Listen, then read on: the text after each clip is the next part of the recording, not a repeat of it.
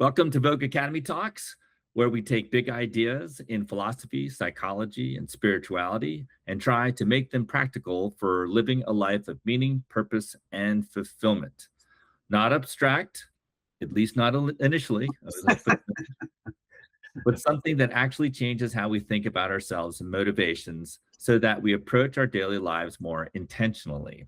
I'm Matt Frawley with my co-host, Nick Vogue. Today, we're talking about the attention economy and social media.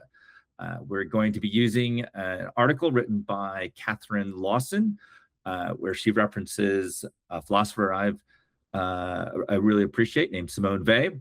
And she talks about the damage and violence done to us through the attention economy and the way that the algorithms of social media manipulate us to keep us on the screen. So, Nick, good to see you. Any initial thoughts on Catherine Lawson's article or summary you want to provide? Yeah, I mean, it's a little backdrop. So one is I saw the name Simone Weil, and I know someone you had read, and you recommended an article, which I read and sort of understood some time ago. And then I'm interested in attention as I study Buddhism, and that's a major focus. And so I thought there would be a point of contact. So what I take away from Lawson's piece, when I mostly like it and resonated with it, and she's making the argument, or they're making the argument that there's more kind of effects on us from the commodification of attention in this attention economy, these giant corporations and these technologies and structures that are designed to capture and hold our attention and I might say fragment our attention. There's more negative effects than that, and they have to do with our kind of fundamental humanity, because our attention is so basic to our humanity. So I think I don't know if she uses this word or phrase, but when our attention is commodified and maybe even monopolized, then it kind of dehumanizes us, in part because we dehumanize other people. So she gets into this description of how some people scroll through, and we see these stories of people's lives, but they're not very human to us. We don't empathize.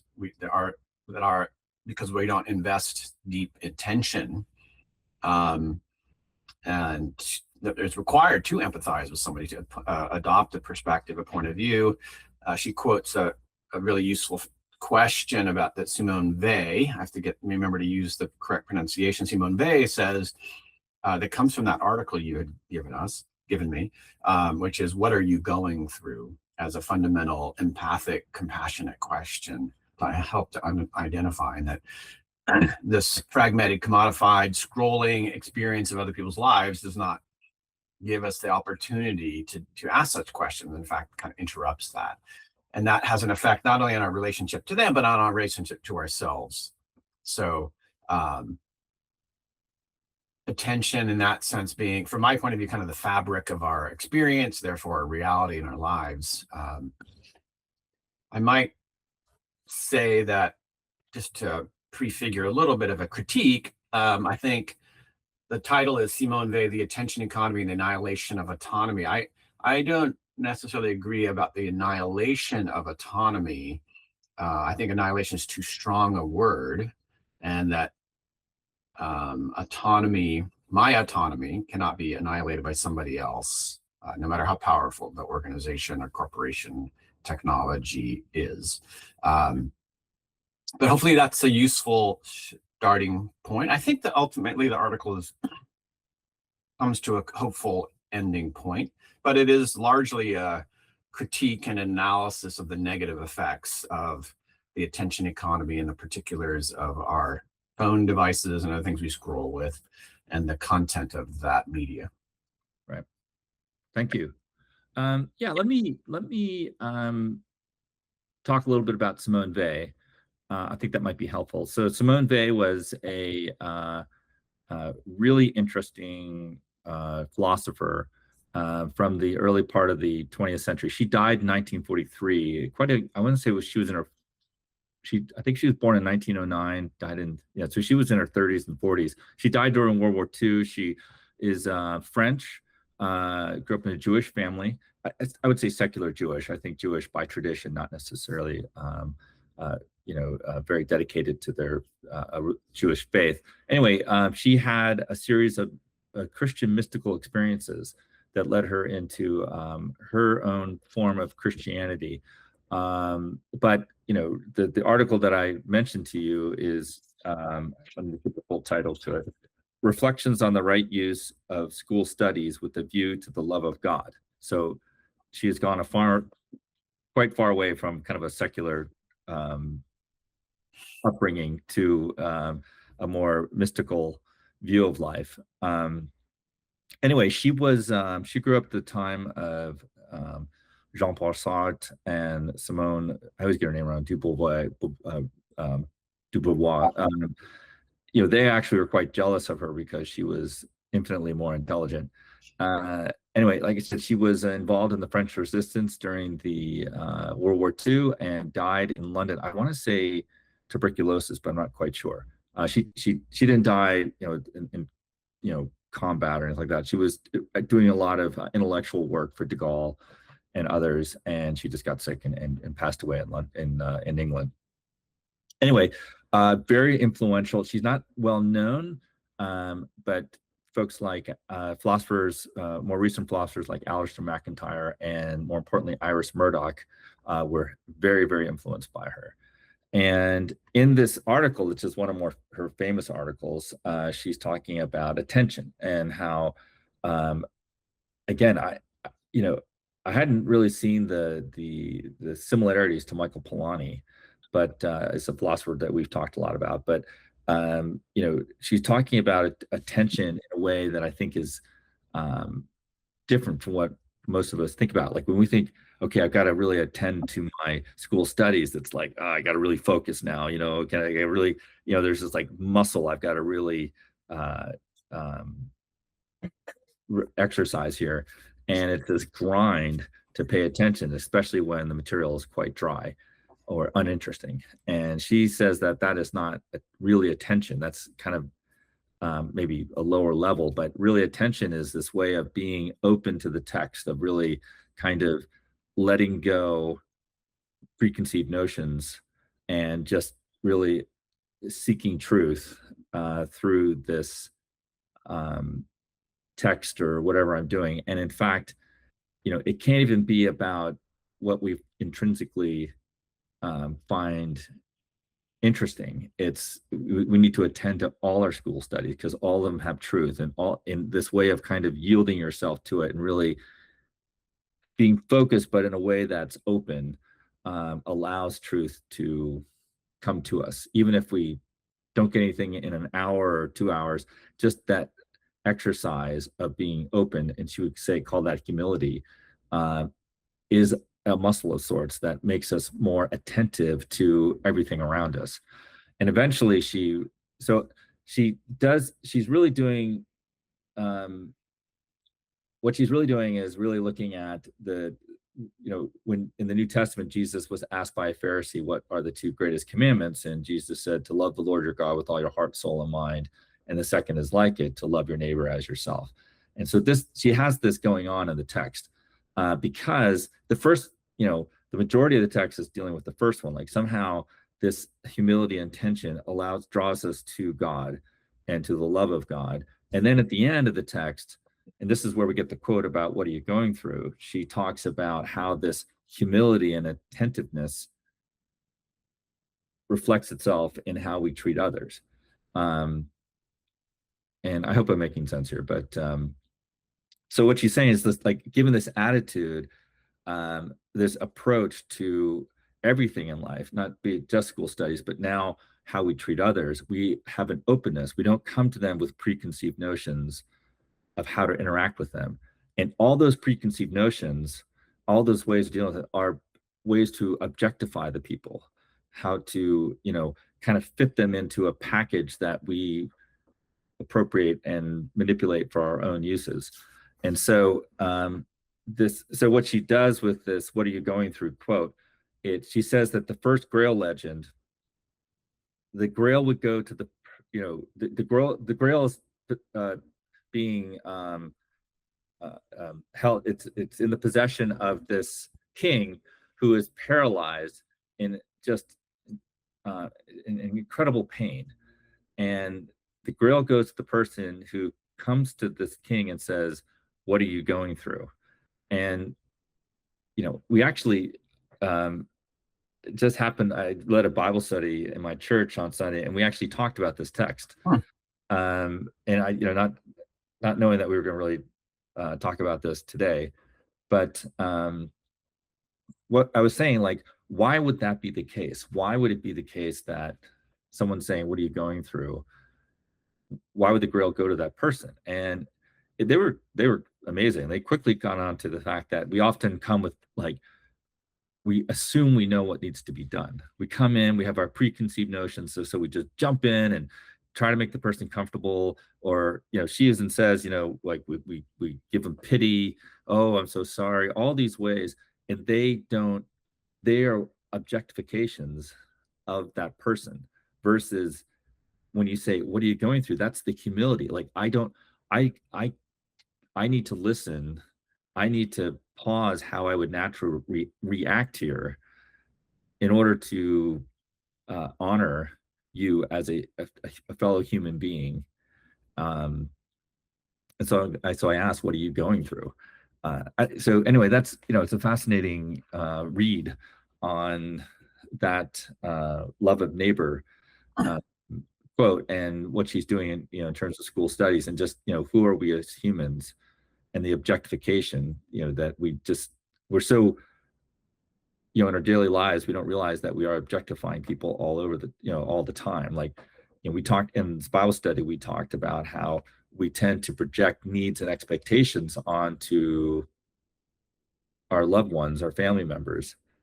And that just becomes the economy that they're doing it to us, we do it to them. That somehow love is reduced, translated into that type of exchange. Yeah. But we're objectifying each other for our own needs, and we don't see that that's what's going on. So Simone Weil is kind of ripping, the facade off that, the veneer, and just saying, like, look what's really going on here.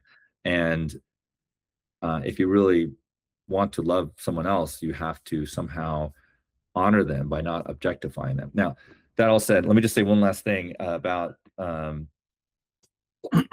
this article. She talks about Simone Weil in terms of objectification, and Simone Weil did spend a lot of time not only talking about how we as individuals do that, but also society as a whole. And she mentions how Simone Weil worked in an auto parts factory in France, and it was piecemeal work. You were paid by how much like how many whatever parts you were fashioning and creating. And so you became a cog in this machine. And so it was all about productivity and efficiency and how much could you produce. And, you became a part of an object in the larger machine of the factory. And, just the deleterious effects of that way of treating humans. So, and this is, Lawson picks that up in terms of objectification as a whole. And she even mentions another famous article about the Iliad, which I won't go into, but the power dynamics and objectification. Anyway, I'll leave it there. Yeah, so I've talked long enough. Let me, connect it. So I think what you ended on a place where a point that I was thinking about, I would want a little more explanation, but I think Lawson says that social media, having a computer in our pocket that connects us to these giant corporations, it's kind of physically, it literally can reach out to ping us, to grab our attention, that this is a new kind of relationship, right? So the ideology and technology of a manufacturing plant and the laborer who works there, that's a kind of relation. And she makes a connection and says, this current manifestation of technology with respect to our attention. I guess you could argue that if you're manufacturing on a piecemeal on a line, that is grasping your attention, and certainly your energy. And Lawson's saying that these things are similar, right? That the nature of our relationship to technology has been fundamentally changed. And then there's one one dimension of that certainly is where's our attention, or where's our effort, or how do we spend money, but another is what does it have to do with how does it relate to our humanity, Right. our being, our ontology, and our relationship fundamentally to others. And then perhaps because Simone Weil introduces this idea of attention relative to that, I think it's a natural fit to say, well, what does this philosopher who thinks a lot about attention, how does that framework help us understand what's going on in our relationship to these technologies? I think it's that I don't know that. So I think that the term attention economy is useful. I don't know that it's very controversial. I think even the people who are supposedly exploiting that, I think mostly accept that term. What I think is innovative about her argument then is to go deeper, right? Simone, you're talking about Simone Weil, or? Well, I think it's Lawson using they to do Right. that, right? I mean, Simone Weil couldn't actually, right? She couldn't have anticipated this technology, Right, but so I think that's the innovation. That's what this piece brings is so a framework and a way of thinking that they developed and applied to this example of you were just giving of manufacturing economy, now applied to an information economy, but even more a social media economy, or an economy where to me, it's really crucial that these things are on our person, or easily on our person, and frequently are on our person or on our body, so that within our impulsive response, we can easily grab them. There's very little in between me and the messaging or the what have you from these from those who are create in the attention economy. So okay, so we said we're going to try to be practical. I think that's useful backdrop context. Did you want to keep going with your? Well, I'm curious what you think. I think there's this tension in Lawson's article, and in a kind of a contradiction, in that I mean, not really, but it's so interesting that she talks about the annihilation of, our what you call it, annihilation of Autonomy. of our, like of ourselves, in a way, like we become objects in this thing, which is true, but you have to let it do that. And even Simone Weil, I mean, did you have to work in this factory? No. I mean, it does objectify you, and you have to, there's an objectification. And the social media platforms are trying to hold your attention. I mean, that's how they get advertising. They want people to stay on the platform as long as possible, and then that's metrics they can show the advertisers, and that for their negotiations on price per advertisement, all that stuff. So yeah, that's true. But then to say that it's almost, she may not mean this, but it's almost like it's going to happen, which is another objectification of the individual themselves. So she objectifies. If you get so caught up in the social or structural issues, then you inherently don't respect people's yielding themselves. Like they made the choice to yield themselves, and they continually do that. Even as they are becoming addicted, you never get to a point where you lose 100% of your agency. And so does she respect people's agency? I'm like, I don't think so, because you want to make this social kind of structural argument, then people become yet another object in there. You're trying to respect them, but you don't. I don't see anywhere in there where she kind of acknowledges saying, people are they're making the choice continually to be on social media. And it does become a habit, but a habit is not, you can break a habit. Yeah. And every time a habit isn't necessary, it's not automatic. Right. Every single time you give into a habit, you are making the choice to respond to that stimulus or that, the signal. Yeah, I agree. I think these patterns that she's describing kind of takes for granted. I mean, I'm not on social media very, very much, and there are people who actively eschew that. Yeah. Young people. So, Yep. so while the patterns she's describing are common and understandable, Yep. pattern and powerful, they're not inevitable. Yep. Why are they not inevitable? And so I think one of the kind of ironies is one of the reasons they're not inevitable is because we have an agency over our attention.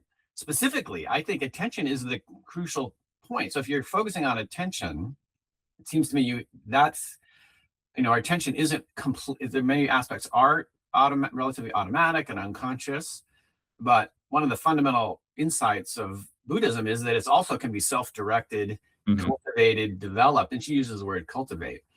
So I think I'd say something like it's very difficult in an environment where powerful corporations with lots of knowledge and expertise about attention are trying to direct my and individual and collective attention for their purposes. It's really hard to resist that knowledge, but who else but the individual attention? And so I think that's a little underestimated, perhaps undervalued in this conversation. So there's a tension and maybe a little bit of an irony, I think, at the level, if attention is being manipulated and it's clearly attention is in me, then have some capacity to direct my attention. Yeah. So I know like a lot of like this article, and I know there's, the big Meta lawsuit and settlement or whatever, the judgment that was just handed down. A lot of it's in the wake of the tobacco industry. And the way they were manipulating people through nicotine, or whatever the addictive part of it is. But yeah, it's so interesting. I kept thinking about the sugar levels in soft drinks, and even like I just was seeing, I know a lot of people love Chick-fil-A, but if people are coming out saying like, if you just knew how much sugar and MSG they use in their stuff, because it is creating an addiction of sorts. I mean, this is just in a way, people are doing whatever they can to get you to buy their product, continue to buy their product, or stay on their platforms. So you are prey to a lot of predators out there in a way who are in our economy. So I just want to be clear, that's your position, or you're saying that's what Lawson's position is, or both? No, I would say it's more of a observation. I'm not trying to make I think but it's your observation, not yeah. I mean, I'm saying like what her point is in we're going back to the tobacco industry when there was this idea of manipulation became something by which you could sue and have settlements and whatnot. And yet, it was tobacco, because it was the effects were just so terrible, and the cancer and whatnot. But it's so prevalent. I mean, everyone's doing that in a way. So I guess that's my position. And in a way, I'm saying, agreeing with Lawson to the point of, there's not much altruism out there in terms of what companies are trying to do in terms to get you to buy more of their product. Yeah. So yes, that's true. So the fact that we're saying, but you still have agency, it's not like we're excusing that behavior at all. So there's some middle ground here, because it'd be easy for everyone, even the tobacco industry, saying, hey, we're not forcing you to have a cigarette. We're not forcing you to be on social media. It's your choice. So why are we responsible? Yeah. And so I think there's a term here that I questioned a couple of times. It's in the title, I think. Or maybe in the first line. Yeah, first line. The attention economy isn't just stealing our focus. And I don't mean stealing like strengthening. I mean steal, stolen. And I don't agree with that framing. I think they're manipulating our focus. Right. They're using their knowledge. And I do think corporations are uniquely engaged in this kind of manipulation, commodification manipulation, because their job is to, as many interpret it, I don't think it's the only way to interpret it, is to serve shareholders by making profits. And that's largely, that supersedes any other objective. Although, as an aside, I would argue that there's no natural right to a corporation, and corporations only exist to serve a social function. That is historically what they've done. So it's not to serve the shareholders, it's to serve the public. That's why corporations as a concept exist. But anyway, I'll come back to that. We may or may not come back to that. But so I think there's a few places where that agency, the relationship is not one of burglar or whatever to homeowner, of stealing. I think it's more subtle than that. And that subtlety also makes it hard to notice and unpack. We don't notice that it's been stolen, but also maybe gives us more agency. Well, I think there's a couple levels on which you can argue this. I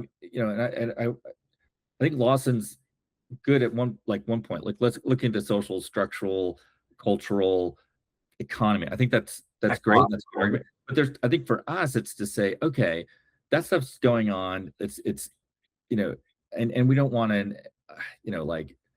in any way say that's not relevant. Minimize, right? Yeah. We're saying that, okay, let's focus on the individual, because that's kind of our work. And relationship to that. Yeah, and it's one thing. So for me, it's much more interesting from our perspective and for Vogue Academy. Okay, you as an individual, why would you give yourself over? Our first point is you have agency. It's never the case that you had to do this. You were never forced to do this. You made a choice, and yes, that choice becomes easier and easier as you become habituated to this practice. Because you are, and it's making the platform is luring you into this dependency.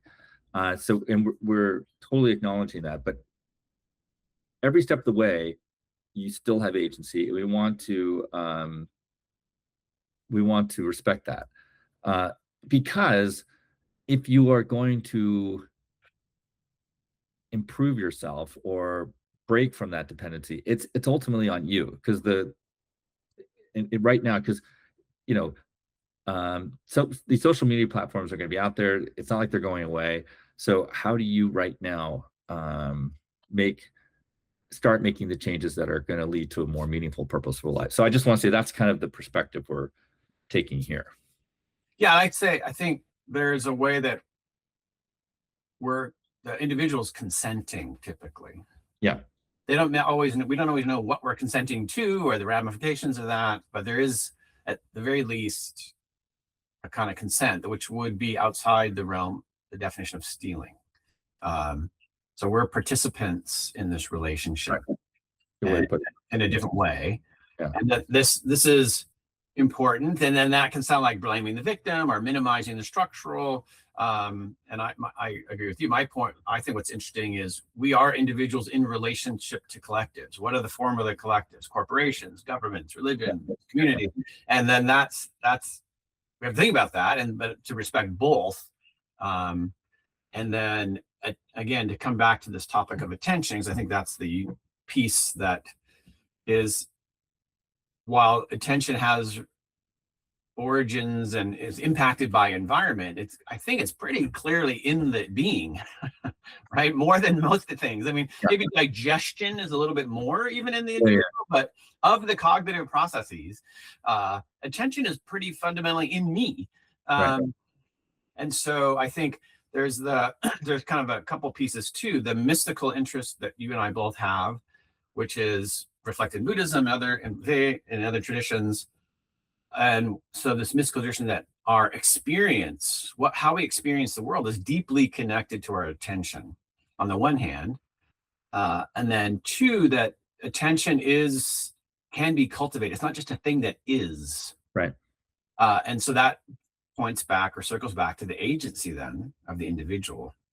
And I would add that my individual capacity to attend and then capability to attend is also connected to my ability to intervene in the social world if I don't like it. If I'm overwhelmed, if I'm at simply being blown by the winds of the current structure or system, by what means am I going to resist or change or act on that? I think that doesn't make any sense. So we have to recognize, if you believe that the purpose of your individual, what a key purpose is altruistic, to serve others, to say, what are you going through, or that is an individualist, that's my act. And we might say, and that doesn't seem to be a common message in social media. Right. So where are we getting that? So we're outside social media. We're outside the dynamic, and as you said, the economy of objectifying. We're outside the relationship implied by this technology. Well, then if we're acting outside of these powerful dynamics, then clearly that's from the individual agency and autonomy. So we have to deal with this complicated, multifaceted relationship between the individual and the group, it seems to me.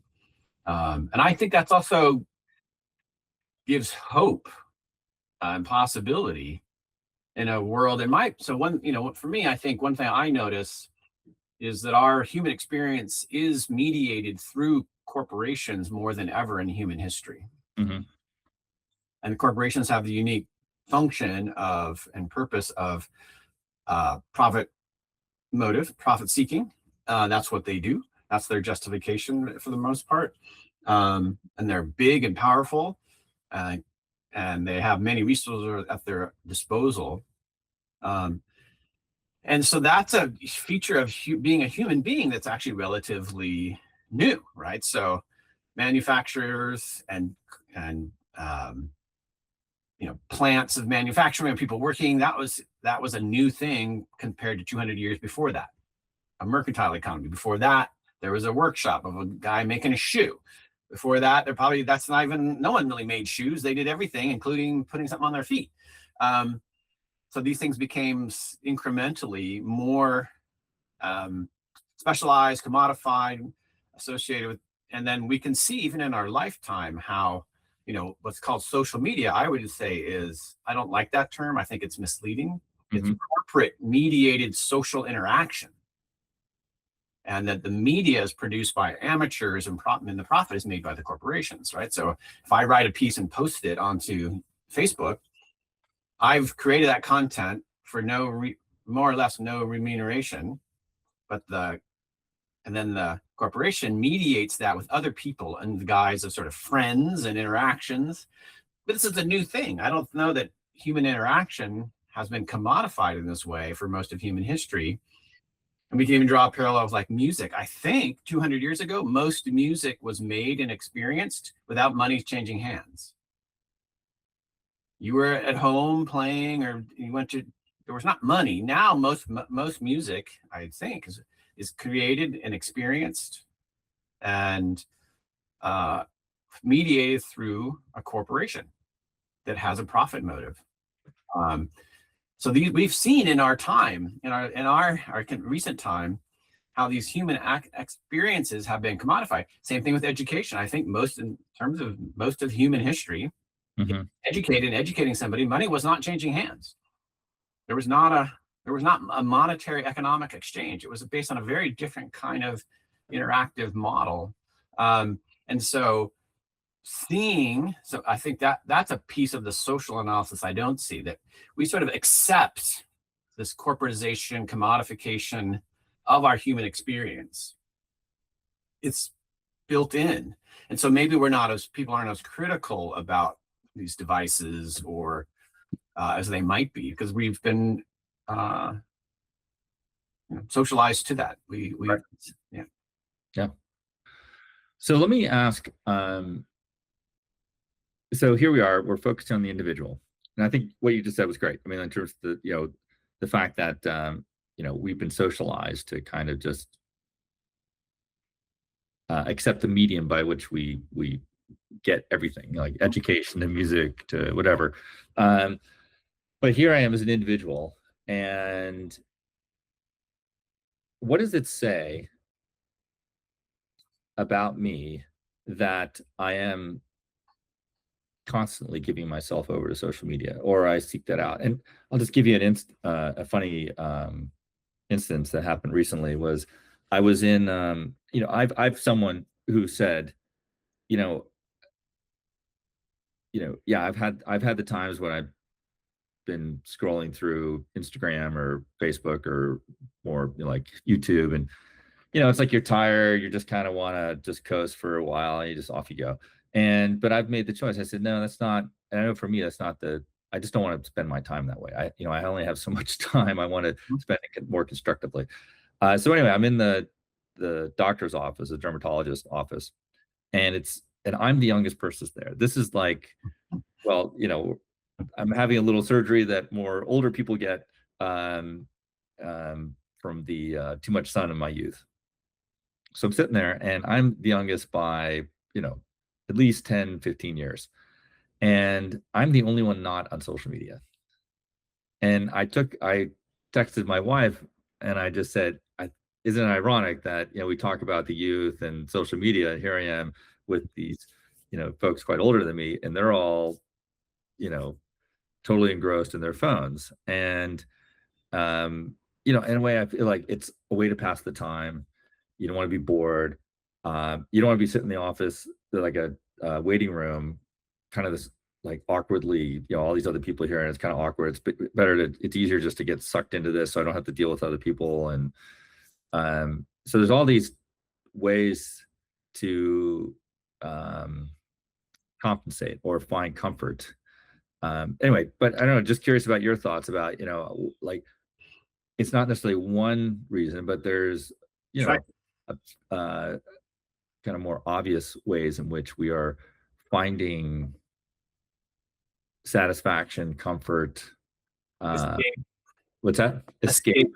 Right. What else? I mean, anything else there? Like, why would I do this if it's so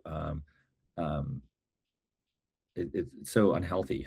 Yeah, I think my starting point is it's very immediately emotionally and Right. physically both appealing. So it itself, the stuff on there attracts us, and what's going on out here or going on in here pushes us away from those experiences. So we're uncomfortable. We don't like being in an environment. People get anxious standing in line. They're bored. They have these experiences, right? I literally saw an ad recently that for some sort of game on a phone is like, I can't tolerate standing in line. It creates too much anxiety, but I've got this phone. And I was like, wow, that's very explicit. Right. So to me, and maybe to you, I find that a little troubling, but I think that's, to the credit, that's real. I think that is exactly what's going on. So the basic idea is that these things are appealing for two different kinds of reasons. One is that our condition is not pleasant, and is often unpleasant, and so we don't want to be in it. So we want to get out of my condition, my state, and then I can at least tell myself or believe or want that the thing I'm going toward is appealing, interesting, enjoyable, escape, maybe even edifying. Many people say, well, I got to know what's happening in the world and know what's going on to be a functioning citizen. So I need to be on my technology. This is a very common thing that people say. Yeah. So that's actually arguably a positive. I think that can often conceal other reasons. It's not untrue, but often conceal other motivations. So I think, so why are we there? One is that our pleasure, our likes and our desires at a physiological level and a mental and emotional are propelling us out of our present moment, out of our current attention on the present moment toward this thing. Right. And then I think it's not an uncommon scenario. I want to think about that's pleasure, but not fulfillment. So my little very brief equation is, pleasure comes from following your wants. Fulfillment or acting on your wants. Fulfillment comes from acting on your values. So you said, well, I don't have much time. This isn't really, if I think about it, what I'm doing in terms of what's important to me, value, it's not worth it. Worth, value. But we're just not, quite often, we're not bringing that frame of reference, right? People are responding to what they want or dislike, not what they value or don't value. And that's an act. It's hard, it's effortful, or it can be hard, it can be effortful, it can also be very rewarding. It's often a different time scale, right? The wants and desires can operate kind of automatically. So this is my deep dive from a Buddhist psychology point of view, right? We have these different layers and dimensions, and some of them are more accessible, more quick, more accessible, and that to live a fulfilling life, including to direct our attention for things that we care about, we often have to work against, right, these more surface impulses, right, and desires of preferences and dispreferences of wants and not. And Lawson, right? Yeah. Lawson gets at that in a sentence that I marked here. She says, to hold our attention requires that we are infuriated or enticed. I don't know if you remember that. Well, she's saying that about social media, though, right? Yes. Yeah. And so, but the states she's describing are, I am infuriated. Yeah. I am enticed, right? So these are just infuriated, right? So that's a kind of, people want to be righteously indignant. I can relate to that. Mm-hmm. And they are titillated, right? I mean, those are emotions, those are feelings. They're kind of surface level. They're certainly commonly recognized in many wisdom traditions as getting in the way of acting ethically or in line with your values. They draw you in, right? And I think there's something truth about that, but I think it might be worth pausing a bit longer, which I think is what you're asking about. So why do we do what we don't value? Because our emotions, feelings, sensations, thoughts are not the same as what we value. Or they're not necessarily the same as what we value. Yeah. And to a point, we don't really uphold those values. Yeah, so I might say if we don't put our attention on our values, then it's easy not to act on them. So you said, when I think about it this way, I say, I don't have much time. I don't really value this thing. I value this other thing. I would argue that's an act of attention. You're attending to what's important, and I would call that your values. And when you do that, the preferred choice is very simple. The act of making the choice and acting on the choice may be hard, but it's clear. It's clear. This is not of how I want to spend much of my time. Right. I'm just saying, and maybe I just want to make sure so in a way, you're always attending to something, and so if I'm attending to social media and that I'm attending to my comfort, that's what I'm really doing, right. That trumps any kind of universal altruistic values that I say I have. Right. In that moment. So, I mean, the whole thing about people want to lose weight and they're like, oh yeah, I really, really want to lose weight. That's a value. I really value health, but then they're eating that chocolate donut. So I'm like, well, what's in your heart expresses itself in your actions. And so you might think you have that value, but at this moment you are saying, no, I want my experience of comfort, and even emotionally, like this chocolate donut just kind of helps. I'm having a bad day and I have this, yeah, that I have a little opinion about that, but okay.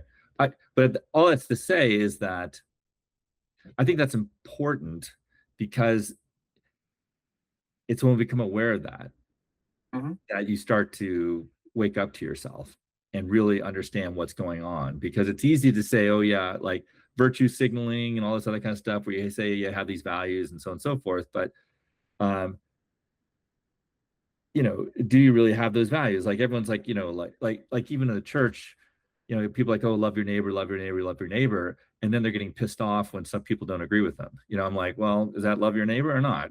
So I think people live in these illusions, and don't really have this self-awareness that we talk about to say, oh, and even Simone Weil is great on this in her article. She talks about failure. Like, we got it. Like, where are you just really, she even talks about stupidity. Like, you should find those places and be honest about them and attend to them. Right.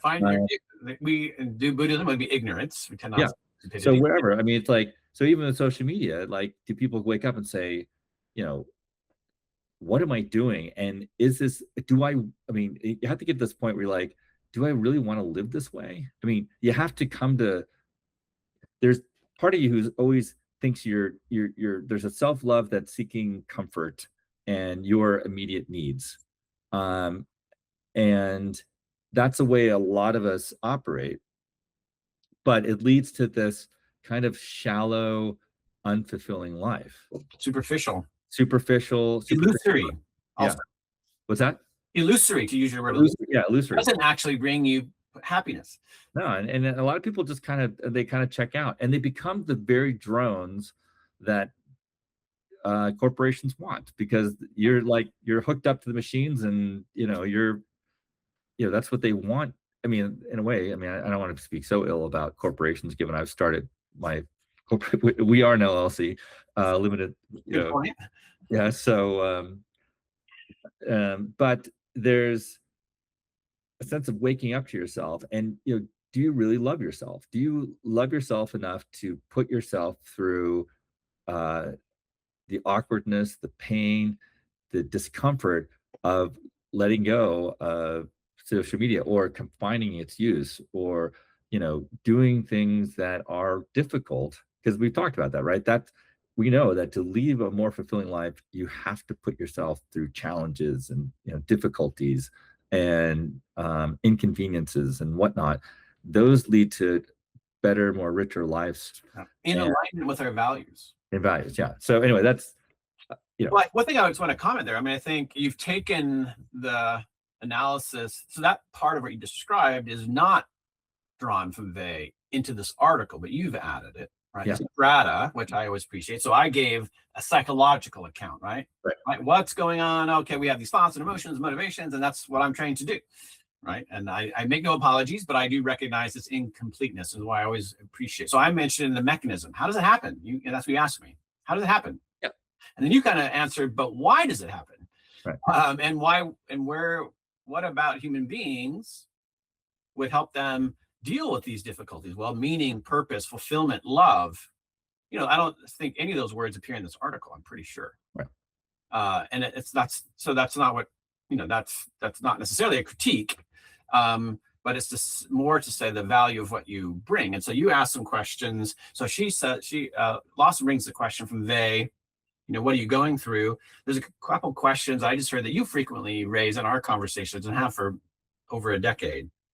What does it say about me that I do X, Y, or Z? And you've applied that to Hegel, right, and adolescent lacrosse players, right? And I think it's a great question for anybody. But right, what does it say about me that I'm doing this? What does it say about me that I want that, or I don't want this? And that's that. And then notice it's in the first person, so it's about me. It's not what does it say about me to you, but to myself. Yeah, that's self-relationality. Yeah. Yeah, and those are not common questions that people are asked or posed to themselves. That's a really uncommon question, I think.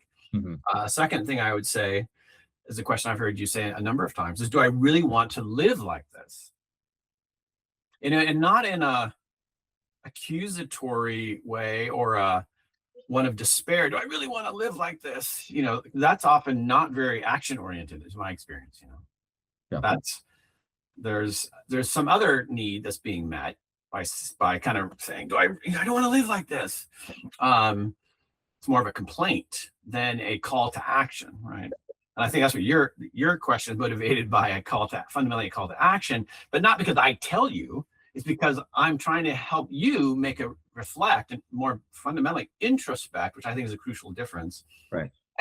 Is this the quality of my experience? Is this the quality of life that I want to have? Quality is not like quantitative, it's better, but the qualities. How do I want to live? And I think that directs people then to consider from their values, this thing that I would call values. Yeah. Right? And that often what that's doing then is helping them distinguish between their values and their wants. I think that's what's going on psychologically. That question is powerful and provocative and evocative, because you say, wait, do I want to live like this? It's not what do I want in my life? Like what things do I want? Or it's like, do I want to live like that? And I think it changes. I don't know how many people are walking around with that question in their mind. I think they're walking around with an implicit different question. What do I like? What do I want is actually more the question. Right. Yeah. And their behaviors reflect that. Or what does my like body want? And I think it's not even what I want, it's what do I not want to? And I think that's, maybe we talked about this last time, but the aversion is get away. And so it's not very purposeful, it's not very directed. And so if it's not, then it's anything that's not the negative state is appealing. But it's not considered, it's not thought about. We're not examining the value of it. We're just saying, does it get me away from the state that I'm in that I don't want to be in? And if it does, it works. And that can actually interrupt, I think, the value. So people they're not saying, I'm bored in the waiting room. Do I want to spend my time on mindless social media? Pejorative term, like on social media. I think they just say, I don't want to be uncomfortable in the waiting room. Right. Yeah. All right. So let's get practical. Let's wrap up by. Well, first of all, I want to say thank you. I think you provided a lot of clarification there in my rambling. So thank you. So again, I think we're saying, look, you do have agency. True that let's appreciate the commodification or the reduction that these platforms are viewing you to as something that they can try to manipulate. We are acknowledging that, but you don't have to be manipulated. That's our point, and we want to always maintain the agency that you have, because you are the agent of change right now for yourself. Right. And the question is, well, how do you why would you even want to change? And then how to go about it. I think we're saying, you have to come to a deeper appreciation and love for yourself. And you are always you're always taking care of yourself, but are you doing a good job of that? And can you come to appreciate yourself so much that you just say, why would I ever, I don't want to feed myself this slop, which a lot of it is, because there's just a better, richer life out there for me. And I think you're going to turn to the how, but I do want to add, I think it's also, you used the phrase, in terms of the why, it's also allows me to love others, right? So I think this is a crucial piece that this piece is getting at, which is the argument is the accumulated experience of social media actually inures us to other people. It reduces our empathy, reduces our ability to relate to people and identify with them and inhabit the way possible of the human being, and to fully grasp their humanity. And actually does the opposite. It objectifies them. Mm-hmm. So there's two kinds of motivation. One is to have a better understanding and relationship, and including love of myself. But if the cumulative effect, this person argues, Lawson, of interacting with icons or avatars of human beings on these screens and images is actually to depersonalize, dehumanize. And so it makes it harder for me to love them and to serve them. And I think this is really important. I think, in our society, I think it's maybe harder to act out of love for oneself than it is to act, at least for some people, to act out of love for others. Yeah, this is another topic. I would say that you can't really love others until you've properly loved yourself. Well, I think maybe act for the benefit of others if it's not the love. Yeah. Or even that. Because if you haven't really attended to yourself and, on those internal dynamics, then I think it's easy to kind of project, I'm going to love and benefit others, but we don't see that there's another economy, commodification even there. But that's another discussion. But still, your point well taken that, it does. It can lead us to objectify others. Self and others. Self and others more. So the motivation, the why to change is for our own love, self-love and growth and and for the of others. And I think you were going to talk about the how. Yeah. So I'm just curious. The how, I mean, stems from the why, in that, this attitude or perspective of, as we got to be careful about the term self-love. Like, it can become kind of solipsistic, and that's not what we're advocating here. There's a sense of self-love that leads to the Simone Weil, where you're there, of humility, like your openness to the world and the wonder and awe that's out there, and that leads to um, um, how to appreciate others. That's Simone Weil. It starts with you and this attitude of attention and humility. But there's a sense in which self-love, proper self-love, is somehow assumes just a bigger, richer world out there than I allow myself if I'm just giving into comfort. That sounds so abstract, but there's a sense in which, if you really love yourself, you're just not going to give yourself into that chocolate donut. You're not going to give yourself into, an hour, 2 hours of scrolling on social media, because you're just, you really want to attend to yourself in a way that really cares for yourself. I don't know if that's still the why or the how, but I just know for me that there's times where I'm kind of tired. I'm just like, I just want to kind of check out for a little bit. And I go, no, I don't. I know that's not best for me.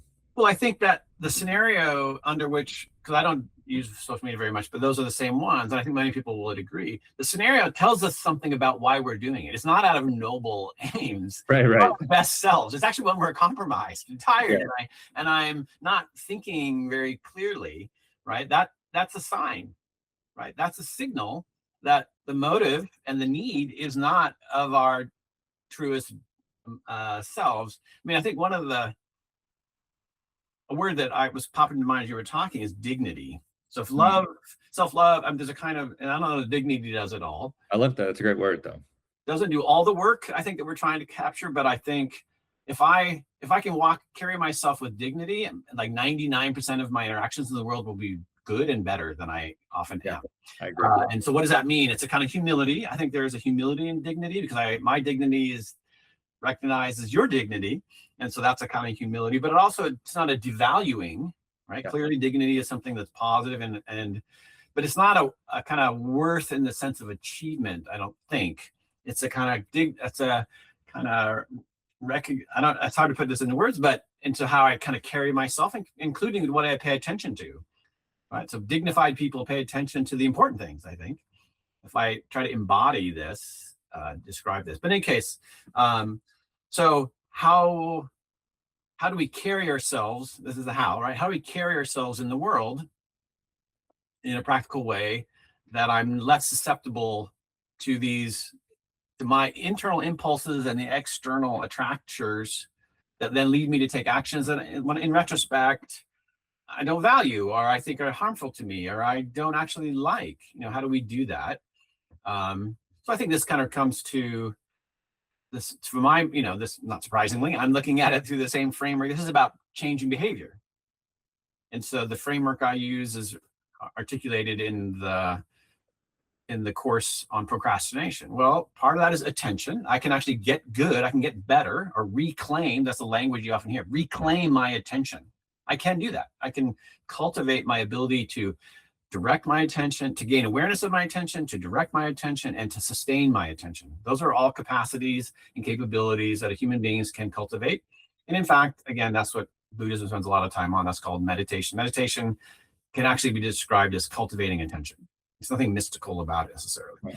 And another thing is I can arrange my environment, and I can, including socially, I can actively intervene in my thinking, reframe, self-talk. I can, whenever I can have a little thing on my phone. I have a little picture on my phone. It's actually a quote from the Dalai Lama. I probably need to refresh it. If I had a quote on my phone that said, do I really want to live like this?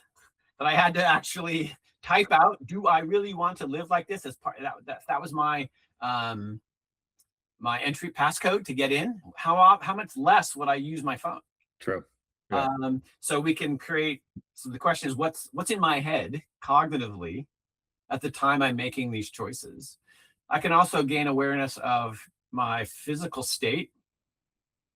Am I tired? And then I can say, well, when I'm tired, I often make choices I don't like the next day. Yeah.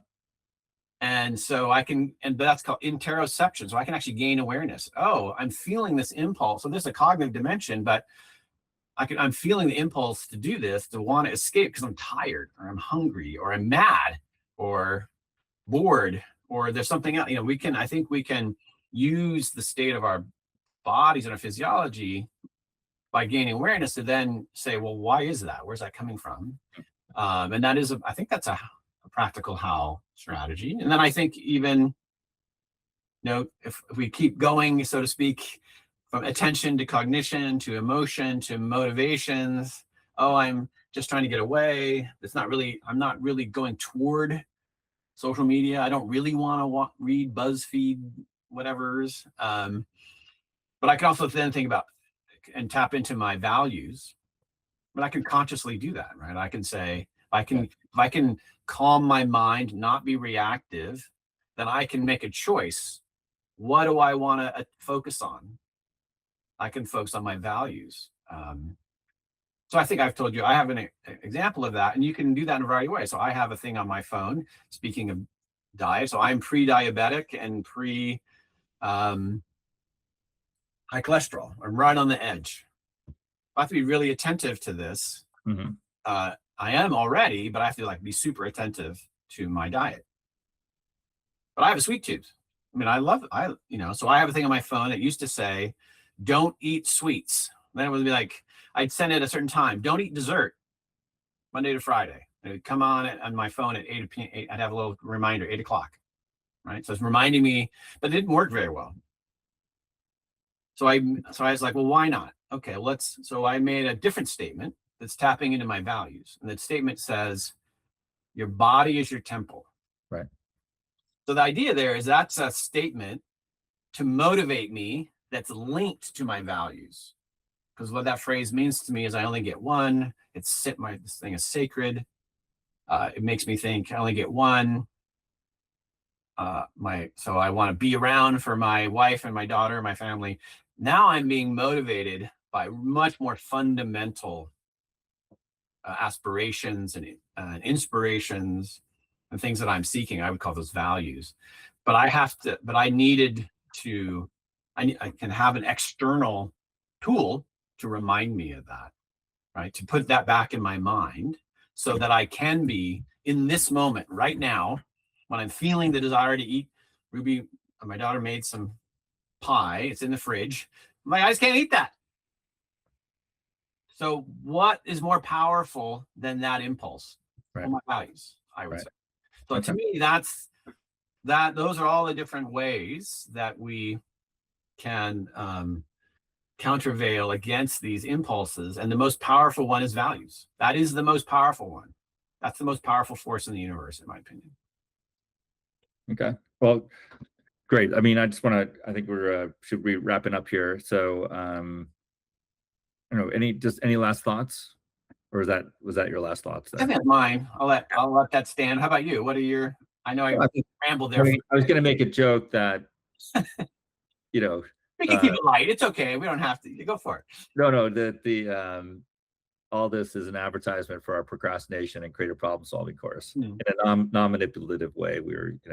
But nevertheless, you're right and I really appreciate you bringing up that point that we're in a way we're covering the same ground over and over and over again in different ways. Is the idea of first becoming the importance of self-awareness to really understand these dynamics that you have with your lived world, be it social media or food or whatever. You have to understand that interaction and what's going on inside you, that introspection to understand this dynamics. And I just think that's really step one. Mm-hmm. And really hard because you are distracted and it's easy just to get focused on the lived world and forget yourself. So just making that point yet again. And then as you become self-aware and you understand that you are distinct from your lived world, then these, it's a bit uncomfortable because all these issues start to come up of like, well, why am I doing this? And who am I? And, do I really want to be this? And then, and given how uncomfortable those questions are, it's easy to say, no, I don't want to deal with that. So I want to go back. I mean, and you remember the Matrix, the one guy who wanted to go back into the Matrix because the real world was just too hard. He didn't want it anymore. You remember that movie and that part of it. So let's say, being self-aware can be kind of a difficult, lonely path to take, but yet it's the pathway to a richer, fuller life where you come to I think that is the doorway in which to really lead a much more meaningful life. So that's why we advocate. So I'll just end there. So again, well, thank you, Nick. This was, as always, really illuminating and really clarifying. I think for me, it was a discussion. So thank you. Thank you. I really got out of your expertise around Simone Weil and the ideas and thoughts and currents in which she was writing and thinking is really extremely valuable. Thank you. All right. Until next time. Take care.